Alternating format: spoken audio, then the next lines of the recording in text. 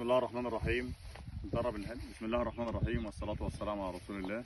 احنا بنرحب طبعا باخونا واستاذنا ومعلمنا الدكتور سيد الفقي، اخو المعلم الاكبر الله يرحمه الدكتور ابراهيم الفقي رحمة الله عليه. واليوم 18/4/2024 احنا في الوادي الجديد في مركز الفرافرة في شركة ماجيك فارم. بنتشرف ونتنور بدكتورنا الغالي العزيز اللي جه بعد طلب شديد والحاح شديد مننا انه يجي يشوف الوادي الجديد، والوادي الجديد فيه ايه والوادي الجديد فيه خيرات ايه. بنتشرف بالدكتور السيد الفقي. اتفضل يا دكتور. السلام عليكم ورحمة الله وبركاته. احنا في الخضرة، في الأرض العطرة، خيال في أحلام الشباب. المفروض الناس دي، أنا طبعا دكتور سيد الفقي أخو الدكتور إبراهيم الفقي اللي هو رائد التنمية البشرية في العالم العربي كله، وفي مصر طبعا بل في العالم.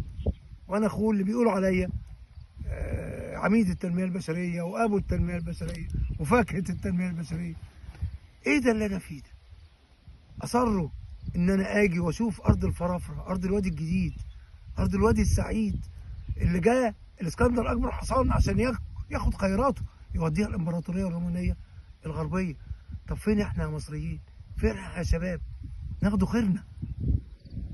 أنا عامل حاجة اسمها رحلة المليون، المليون شاب وشابة إلى أرض الفرافرة العظيمة الجميلة، إلى ماجيك فارم العظيمة، الشباب الحلو اللي زي ابني واخويا وحبيبي مهندس احمد سليمان، هذا الرجل الشاب اللي عمل هذا الكلام في ارض صحراء جرداء. هي اسما صحراء جرداء، ولكنها ارض الخير، ارض النماء.